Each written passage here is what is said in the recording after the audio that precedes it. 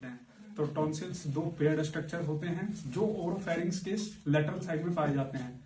अब इसका डेवलपमेंट जाने एम्ब्रियोलॉजी सेकेंड फेरिंजियल आर्च से डेवलप होता है, ठीक है। रेमिनेंट इसका होता है जो कि कैप्सूल में कवर्ड होता है। तो टॉन्सिल के आप ध्यान रखिएगा, टॉन्सिल जो ऐसा स्ट्रक्चर है बाइलेटरली होता है with covered with capsule and capsule is derived from second pharyngeal arch का रेमिनेंट से, ठीक है। नेक्स्ट ये हो गया टॉन्सिल के बारे में। नेक्स्ट अब हम टॉन्सिल का सिग्निफिकेंस जानते हैं। सिग्निफिकेंस क्या है टॉन्सिल का? तो टॉन्सिल जो भी इन्फेक्शन हमारे बॉडी में आते हैं, चाहे लाइक बैक्टीरियल, फंगल या फिर वायरल, तो उससे हमारे बॉडी को प्रिवेंट करता है। कैसे प्रिवेंट करता है? जब भी कोई भी डस्ट पार्टिकल या कोई भी ऑर्गेनिज्म माउथ ओरल कैविटी में आता है तो उसको ट्रैप कर लेता है टॉन्सिल, तो कि अंदर नहीं जा पाएगा रेस्पिरेटरी सिस्टम में या फिर डाइजेस्टिव सिस्टम में वो बैक्टीरिया नहीं जा पाएगा या जो भी माइक्रो ऑर्गेनिज्म है, ठीक है। तो ये उसका काम है रोकना। अब इसका काम है, अब अगर इसका फंक्शन सही से नहीं हो प्रॉपरली तो क्या होगा? इसमें डिजीज हो जाएगा। तो डिजीज होगा तो अगर कम समय के लिए होगा तो उसको बोलेंगे एक्यूट। अब कम समय के लिए सर आपके दिमाग में आएगा कितना कम समय के लिए, हम कब बोलेंगे एक्यूट और कब बोलेंगे क्रोनिक। तो एक्यूट मतलब हो गया 2 से 5 दिन का बीच, ओके सर। और अगर हम बोलेंगे कि 2 से 5 दिन के बाद का अगर 1 वीक से ज्यादा का टाइम हो गया तो फिर वो हो जाएगा क्रोनिक केस में। अब दोनों में कुछ अंतर समझिए, ठीक है।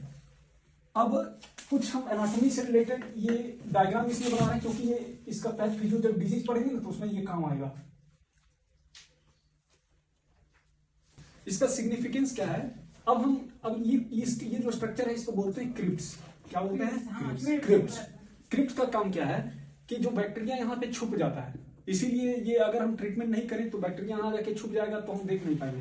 तो ये यहाँ पे इन्फेक्शन कॉज करते रहेगा लंबे समय तक, क्रोनिक, जिसके कारण क्या बनेगा? पस। क्या बनेगा? पस। और वो पस आपस में फ्यूज होकर एक मेम्ब्रेन बना लेता है और उस मेम्ब्रेन को क्या कहते हैं? Pseudo membrane. क्यों सूडो मेम्ब्रेन? क्यों इसको ट्रू मेम्ब्रेन क्यों नहीं कहते हैं? आपके दिमाग में क्वेश्चन तो आया है तो कौन पूछा? कोई नहीं पूछा, लेकिन मैं सूडो मेम्ब्रेन और ट्रू मेम्ब्रेन में अंतर ये है कि सूडो मेम्ब्रेन को जब हम स्क्रैप करेंगे यानी उसको खुरेचेंगे तो ब्लीडिंग होगा, तो उसको बोलेंगे सूडो मेम्ब्रेन। लेकिन अगर हम ट्रू मेम्ब्रेन रहेंगे तो उसको खुरचेंगे तो ब्लीडिंग नहीं होगा। इसका मतलब ये सूडो मेम्ब्रेन है, इसको खुरचेंगे तो क्या होगा? ब्लीडिंग होगा, ठीक। अब इसका हम आर्टरी सप्लाई की बात करते हैं। एनाटॉमी चल रहा है अभी, डिजीज में घुसे भी नहीं, अभी एनाटॉमी चल रहा है। इसका आर्टेरियल सप्लाई और विनस सप्लाई देखते हैं और लिम्फेटिक सप्लाई देखते हैं। तो आर्टरी सप्लाई, कितना आर्टरी सप्लाई होता है टॉन्सिल में? 5। Anybody wants to tell which artery? Great. Major artery जो है सबसे पहला टॉन्सिलर आर्टरी, सबसे ज्यादा मेजर सप्लाई इसी से। कोई बता सकता है कि टॉन्सिलर आर्टरी किसका ब्रांच है? क्या बोलते हैं? Facial artery. फेशियल आर्टरी का ब्रांच है, okay. The second one, second और डिसेंडिंग पैलेटाइन उसी का मैक्सिलरी आर्टरी का। तो ये असेंडिंग पैलेटाइन, फिर डिसेंडिंग पैलेटाइन और एक और 2 बच गया अभी। एक्सटर्नल कैरोटिड आर्टरी का। ये सब फिर ब्रांच है फर्दर एक्सटर्नल कैरोटिड आर्टरी का। एक्सटर्नल कैरोटिड आर्टरी का एक ही मीडियल ब्रांच होता है, वो फर्स्ट ब्रांच होता है, वो सप्लाई करता है डायरेक्ट टॉन्सिल को, ठीक है। तो वो कौन सा है? Medial pharyngeal artery.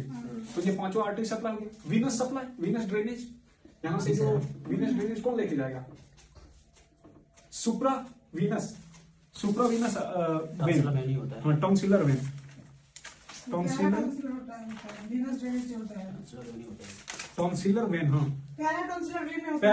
वेन, हाँ पैराटॉन्सिलर वेन। एंड लिम्फ ड्रेनेज किससे होता है? टॉन्सिल ड्रेन जो होता है ड्रेन बाय अपर डीप सर्वाइकल लिम्फ नोड। तो ये हो गया लिम्फेटिक ड्रेन। रिपीट करता हूँ। आर्टेरियल सप्लाई समझ में आ गया? 5 आर्टरी। वीनस एक ही वेन है जो ब्लड को वापिस, हाँ पैराटॉन्सिलर वेन। और ध्यान रखना इसका क्लिनिकल सिग्निफिकेंस क्या है कि जब भी हम टॉन्सिलेक्टोमी करेंगे, जब भी हम टॉन्सिल को काट के हटाएंगे अगर इन्फेक्शन हो गया है तो उसमें, तो सबसे ज्यादा कौन सा ब्लड वेसल्स ब्लीड करेगा? कौन सा? आर्टरी ब्लीड करेगा या वेन? वेन करेगा। और सबसे ज्यादा मोस्ट कॉमनली ब्लीडिंग वेन वही होता है, अभी जो बताया पैराटॉन्सिलर Paratonsillar वेन। तो ये क्लिनिकल कोरिलेशन में बता रहे हैं। वेनस ड्रेनेज जो है। अब ध्यान से सुनना, एक क्वेश्चन आया, क्वेश्चन अब देखना ध्यान से। अब इससे रिलेटेड कुछ कुछ डिफरेंशियल डायग्नोसिस होता है डिजीज का, जैसे कि मोनोन्यूक्लियोसिस, याद होगा हम लोग इन्फेक्शियस डिजीज में पढ़े थे, इन्फेक्शियस मोनोन्यूक्लियोसिस, उसको किसिंग डिजीज भी बोलते हैं। क्यों? क्योंकि ये किसिंग से फैलता है। ठीक है। नेक्स्ट सेकेंड वन है डिप्थीरिया। डिप्थीरिया भी इसका क्या बोलते हैं, डिफरेंशियल डायग्नोसिस है। और विंसिन एंजाइना, इसका एक ट्रिक है इसका क्या, vitamin CD4, V for Vincent's angina, I for infectious mononucleosis, T for I don't know, I forgot about T, ये वीडियो ये कर लेना है edit। and I for there are many types like candidiasis हो गया। उसके अलावा विंसेंट एंजाइना, वो तो डिप्थीरिया के लिए होता हाँ, है। और एक है एक ग्रैन्युलोसाइटोसिस। क्या है? एक ग्रैन्युलोसाइटोसिस। और ये हम क्या बता रहे हैं, और ये ए से होता है एप्थालमस अल्सर। हम क्या बता रहे हैं, अल्सर बताता हूँ। एप्थालमस अल्सर क्या है, इसके डिटेल में जाएंगे बहुत ज्यादा लंबा हो जाएगा। जाने दो। अब क्या है कि ये सब हम जितना भी ये जो आपको डिजीज बता रहे हैं, ये डिफरेंशियल डायग्नोसिस है। डिफरेंशियल डायग्नोसिस मतलब इसका क्लिनिकल फीचर सेम होगा। किसके सेम?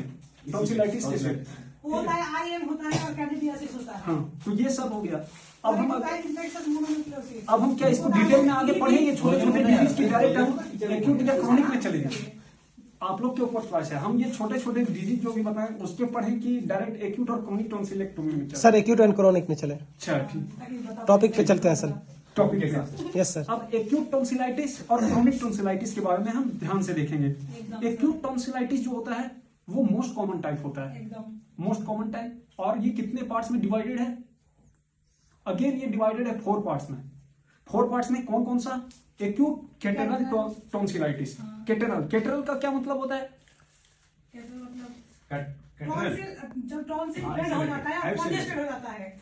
इसमें क्या होता है, ये most common type of acute tonsillitis है, यानी कि कैटरल टाइप।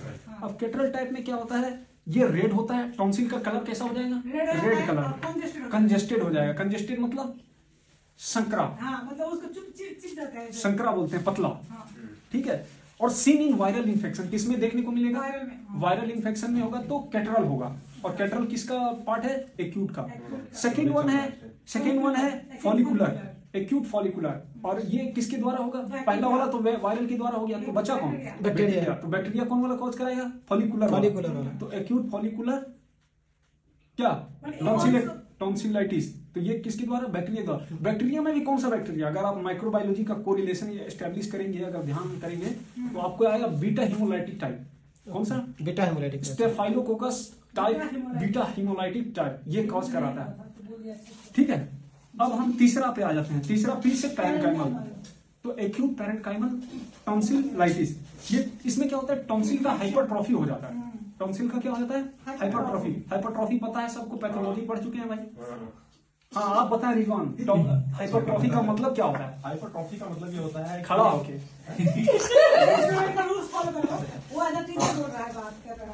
ध्यान से सुनेंगे। हाइपरट्रॉफी में मतलब ये होता है कि हमारा जो है साइज बढ़ जाना। हाइपर का मतलब होता है बड़ा होना, हाइपरट्रॉफी।